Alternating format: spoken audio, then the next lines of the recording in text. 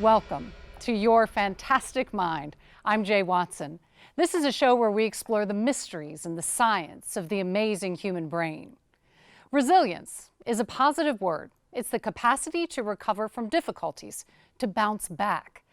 But what does resilience mean when we are talking about the brain? This is a story of a community do-gooder who almost lost his life to violence. Here is his battle to help his life and his brain bounce back. Honey, you're gonna be a movie star. Did you know that? I've always been one to help other people. I've done tons of resumes for people and just help them the next step in life to get them forward. At 10 o'clock on the night of October 30th, 2016, one of those people helped by Russell Erickson would return to his Clarkston home. Russell would answer the door to the person he knew and had helped, letting into his home a man who over the next hour would rob and almost beat him to death.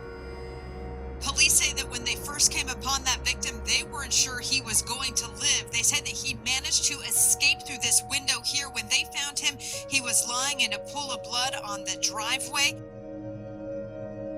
I haven't repainted yet because that's the chemical they told us to use to clean the blood off the walls, turns the walls blue.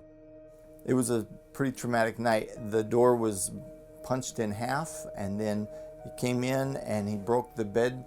This is a different sleigh bed now because it doesn't have the posts on it, but he broke the post off my previous bed and just clubbed me with them relentlessly until I'd pass out, and then if I'd wake up, he'd beat me again until I'd pass out again.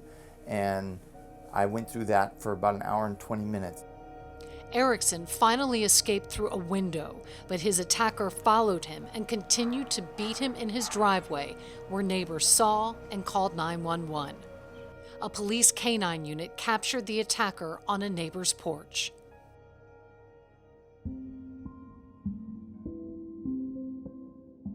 I had a traumatic brain injury.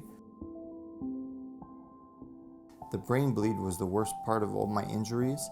My eye sockets were both broken and my nose was badly displaced, and I had a torn rotator cuff on the left side, and then I had broken ribs on both sides. Erickson spent 4 days on life support. He had blunt trauma with someone striking his head repeatedly with a blunt object. So he had bruising and bleeding in the brain and swelling of the brain. And there's tearing forces that occur within the small neurons or axons of the brain, and therefore individual fibers of the brain are torn and damaged permanently. Dr. David Burke is the brain rehabilitation expert who treated Erickson. During that recovery mechanism, swelling will occur. With the swelling comes a decrease in oxygen to parts of the brain that evolves over time, and therefore you can suffocate some of the brain in that early stages. You can squeeze the life out of some of the brain tissue from the swelling because it's got nowhere to go. Parts of the brain can die, but Burke says the understanding of the regenerative capacity of the brain has shifted over the years. Take axons, the small nerves in the brain that send signals to its destination, like making your fingers move. When I was in med school, we were told that's it. The axons do not regrow. But we now know that the axons do regrow, but probably not in sufficient quantity to regrow portions of the brain that are damaged, and therefore the reorganization of existing tissue is very much the recovery. Russell did not lose function in his limbs, but because he was beaten all about his head, his injury to his brain involved many areas that were no longer functioning like they should. He had attention issues, common to those with TBIs. He had severe vertigo, sleep, memory, and speech issues. He could move about the world seemingly normal, but nothing was as it had been before. There are things we can do to accelerate the healing of the brain. Medications serve as a foundation for the healing of the brain. They can help those attention issues, altered sleep cycles, debilitating headaches, dizziness, forgetfulness, depression, even thinking that feels slower. All problems caused by the trauma to the brain. Any problem with Forgetting mid-sentence? When I get tired in the afternoon, I will have a hard time pulling a word out of my memory that I'm wanting to say. Okay. Medications support the brain and the person, making intense cognitive and physical rehab more effective. The more you attempt to do what has been damaged, the more likely that the brain will reorganize. And in Russell's case, he's the most motivated guy that you'll meet. Face the mirror. Ready? Step up. Good. Go back. And turn in your head right and left 5 times. The work to get back what was lost Excuse me. is hard. All right, 5 more seconds. There is physical, Let me give you a little more resistance. occupational, and speech therapy. You're right on with that. You don't want to be labeled as a brain injured person. Yes. You are a person who had a brain injury. There is vestibular therapy to improve vertigo. And look at the red light.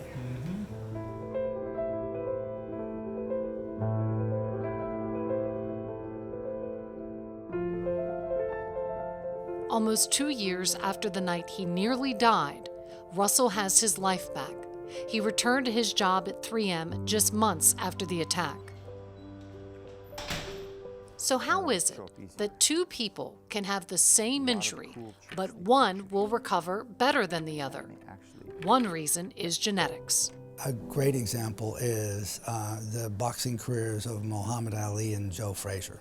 You know, arguably 2 of the best fighters ever, and they arguably punched each other same amount of time, same amount of, trauma to each. But Joe Frazier didn't seem fazed by it, and Muhammad Ali got Parkinson's disease and was, when I met him a few years ago, unable to speak, was having trouble walking, had really deteriorated. In patients like Russell Erickson, there is something else that is harder to measure, something that does not show up in images of the brain or in measurements of the body. I was given a little stone, and you put it in your pocket, and every time you touch it, you think of something to be grateful for. He has a supply of gratitude stones for himself and just about everybody he meets. For the longest time, I looked at these pictures and then I actually put them away so I wouldn't start relating to that's who I am.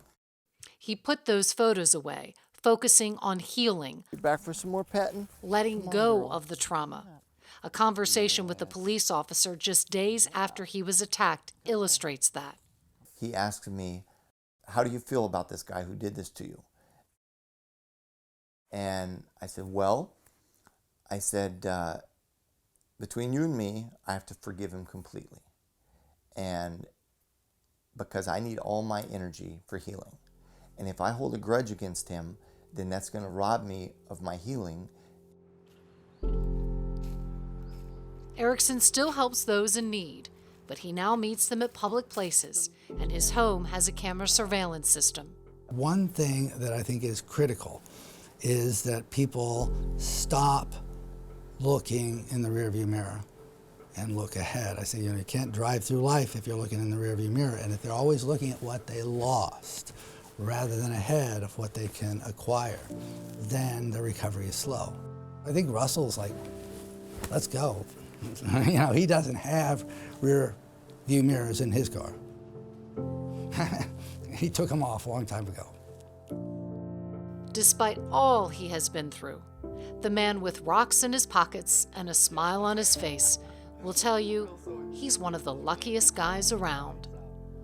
You can come out on the other side just as blessed or more blessed, even though you go through hard experiences.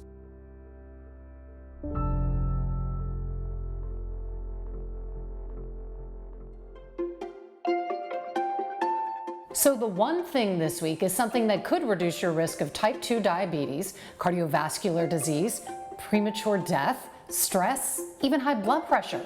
That one thing is getting out in nature. Scientists looked at global data from 140 studies involving 290 million people from 20 different countries, including the US, looking to see if nature provides a legitimate health boost. They analyzed the health of people with the least access to nature to those with the most. And those with the most, well, they had lower incidences of several conditions and diseases. They also had lower blood pressure, lower heart rate, lower stress. They even slept longer. One of the more interesting findings is that being in nature dramatically reduces people's levels of salivary cortisol, a physiological marker of stress. This is one treatment that you don't need a prescription from your doctor. It is the most famous dance to come out of Argentina, tango, a partner dance that emphasizes vibrant and playful movement and lots of improvisation. But tango is also becoming known as a powerful tool for patients with Parkinson's disease. This story is about a Parkinson's brain on tango. I just saw her and she just did something to me. Something just went clunk, clunk. The disco was Christie's in Cincinnati, Ohio, and the woman who made something go ka-kunk inside Lee Reeves was Jerry. I kept begging her to marry me, marry me, marry me, marry me. And she kept saying, no, no, no. The yes came 34 years ago. And we danced our way through our marriage. That was before Lee, a mechanical engineer, had a stroke. It was before Jerry, a registered nurse, noticed a change in her body. I didn't really feel anything going on except just a twitching in my pinky. Sort of like a tick you might get in the face. That twitching pinky led to a diagnosis of Parkinson's disease. It was kind of devastating at first, you know. Well, it was devastating. It was just something to get your arms around. Doctors don't know what causes Parkinson's disease, a slowly progressive neurological disorder that is caused by degeneration of neurons in the brain. Dr. Stuart Factor is the director of the Movement Disorders Program at Emory Brain Health Center.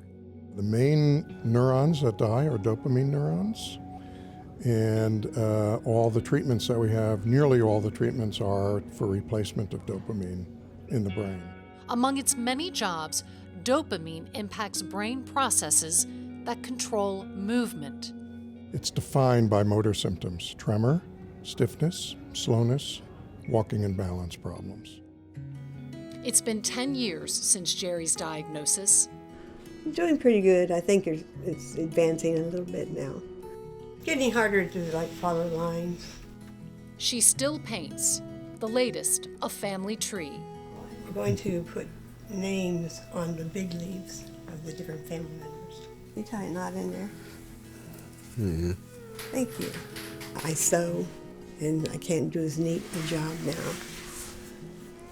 Writing is terrible. You can barely read it. And my voice has been modulated, almost not there. Walking has replaced running. Last year, Jerry broke her hip in a fall.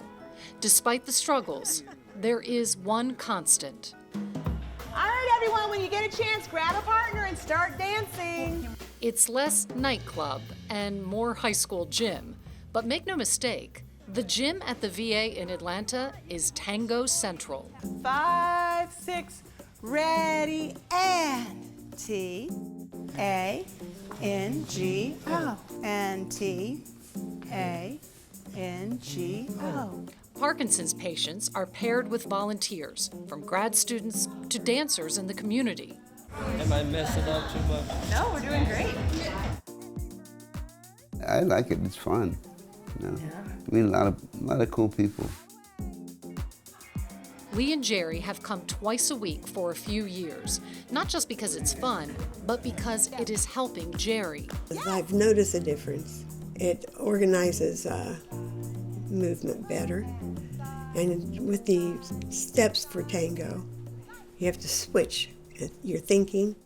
Emory Assistant Professor of Medicine and VA Research Scientist Dr. Madeline Hackney is the tango instructor. T-A-N-G-O. She is also a former professional dancer.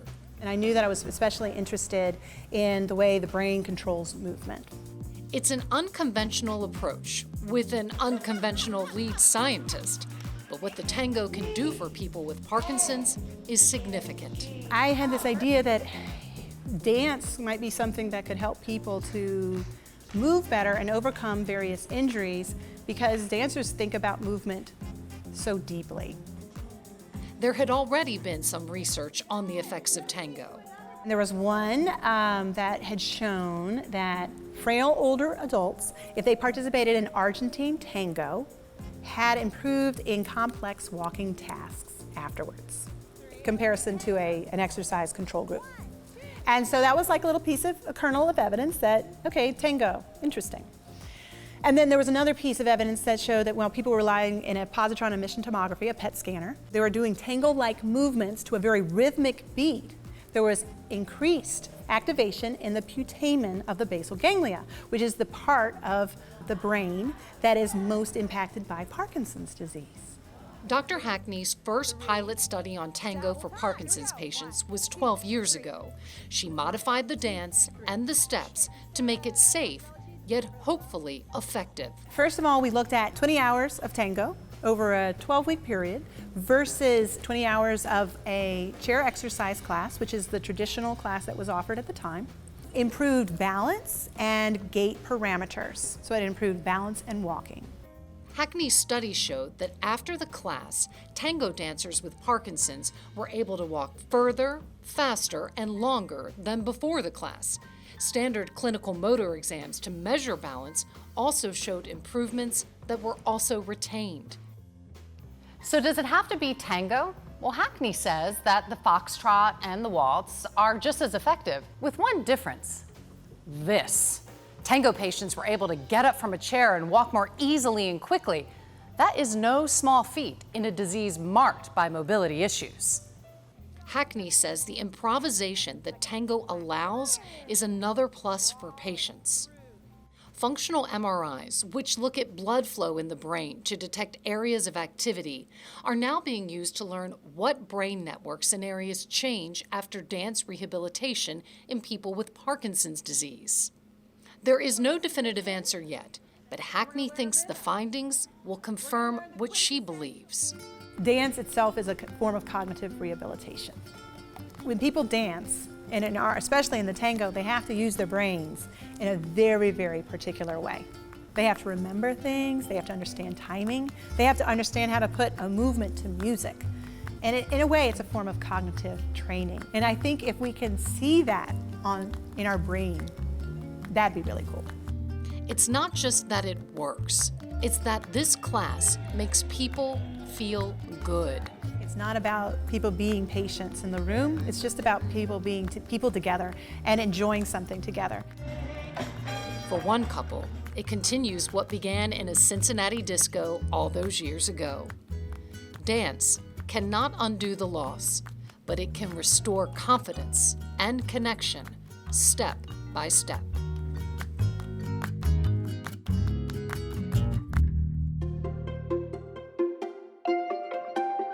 We all have deadlines, whether it's a work project, emails to return, laundry to get done. So then why do we stalk high school friends on Facebook for 2 hours? Why do we go to the fridge for the 5th time thinking we'll see something we didn't see before? The reason? Procrastination. And here's one definition: the voluntary delay of a task we intend to do and know that we'll suffer as a result. In a study in the journal Psychological Science, they've shown that procrastination tends to run in families. It is in our very genes. But even if we don't inherit it, most of us tend to put stuff off. And that's because we care more about the present than the future. That's the way we're wired as human beings. The present is now, I'll worry about now. So here's advice for next time you're procrastinating. Take a step back from your life and look at the big picture. What you've been putting off: going back to school, exercising, laundry, and then comes the hard part. Do it. Now to something all of us do and probably rarely consider: blinking. Scientists say we blink on average 15 to 20 times per minute. That's 1,200 times per hour and 28,800 times per day. But for thousands of people, the blinking gets out of control, leaving them functionally blind. The rare neurological disorder is called blepharospasm. Here's one woman's story. You know, when you're young and the world's wonderful and nothing bad is going to happen. They are the pleasures of life in retirement. Although I've worn glasses since I was in 4th grade, so I mean, in that sense, I've had eye limitations. A spontaneous walk on a brisk spring day. Everything starts from prayer. The print is a little bigger on this one. I could handle this one. A leisurely discussion of a well-loved book. It is not how much we do that is pleasing to God, but how much love we put into the doing. That's nice. For Nilda Rendino, books and walks and even watching TV are newfound gifts after 25 years spent like this. This is DYS number 3100, enrolled at Emory University on September 20th, 2017. This was Nilda when she arrived at Emory Brain Health, a 75-year-old woman who had been living her life with her eyes closed most of the time. And so it can be extremely disabling. In fact, when it gets bad enough, we say that people can be functionally blind because they can't keep their eyes open. What is happening to Nilda's eyes and face in this video, the spasms, the blinking, the eyes that won't open, is due to a condition called blepharospasm. Emory Brain Health's Dr. Hyder Jinnah. In blepharospasm, the muscles surrounding the eyes are overcontracting, so they are doing more than they should. But the problem is not in the muscles, the problem is actually in the brain's way of controlling your blinking. Somewhere along the line, the brain sends signals for your blinking that are too much. They're too exaggerated in some way. And so you blink longer, you spasm, and your eyes may blink closed and they don't open for you, like in Nilda's case. Nilda was diagnosed 20 years ago. That was after 6 years of going doctor to doctor, after giving up driving and reading and even watching TV. And I was lucky because people who went through that same situation were often told that it was in their head, and not meaning that it was neurological, but that they were, had psychological problems. Some people were hospitalized for their mental problems. Next thing I want you A rare condition without a known cause or cure. Blepharospasm usually begins sometime after the age of 50, affecting 40 to 50,000 people in the U.S., with twice as many as that thought to be misdiagnosed or undiagnosed. When she finally found out what she had 20 years ago from a doctor up north, Nilda remembers when he told her the treatment. And he said, well, you get injections around your eyes. And I said, that's the good news. The treatment is botulinum toxin, and the way it works is by getting into the areas where the nerves control the muscles, and what it does is it slows the nerves down. It doesn't really paralyze them. It slows them down so that their communication with the muscles they control is less forceful, if you will. I tell patients that it's like a local muscle relaxer. That's a little bit simplified, but that's really what it's doing. It's working locally to calm the overactive muscles. Botox is the most well-known brand of botulinum toxins. While injections help the spasms, for 20 years, Nilda's eyes still stayed closed most of the time, until her husband Ron drove her to see Dr. Jinnah from their home in North Carolina. She has also a feature of blepharospasm that maybe only 10% of the patients have, and that's called apraxia of eyelid opening. The eyes close, and then they won't open by themselves. And the reason for that is because there's a spasm in the skinny muscle of your eyelid that goes right across here. And if that spasms while the eyes are closed, it can't roll up over your eyeball. A few months ago, Jinnah changed the way she had been injected and included Nilda's eyelids. The results have been life-changing. And it's been like unbelievable. Unbelievable. My neighbors who are used to seeing me going around with a visor and sunglasses all the time didn't know I had eyes, They said, your eyes are open. I said, yes, my eyes are open. We were with Nilda 3 months after her newly altered injection plan. The results were beginning to wear off. I noticed that your eyes are closing as this light is on you. What impact does it have? If bright lights are on my eyes, they will close. It's not just a blink, they close. I'm having problems keeping my eyes open because of the light. TV is becoming problematic again. I'm not really, able to keep them open long enough to follow the story. At her visit, Nilda has big news for the doctor. I drove a couple of times in the neighborhood. Is that a new thing for you? Oh, yeah. There's an exam. I mean, I can see that you have a little bit of extra blinking. It's not too bad. I see that some of the blinks are a little bit slow and the eyes don't want to open sometimes. Then the injections. You ready? Yep. I always do the eyelid first. Which Nilda says don't hurt that much. No, not really. I mean, obviously you feel it going in, but I haven't had surgery, so that's not an issue. And some people, it hurts more than others for some reason. And then she's finished. All right, well, let's plan for next time then. Injections and an almost 4-hour drive every 3 months is not a cure, but it's a big quality of life boost. And it certainly gives new meaning to the phrase, eyes wide open. It's been a great 3 months. And we're going on another cruise and I want to be doing well. You know that this is something you're going to live with for the rest of your life, but this is it. This is great.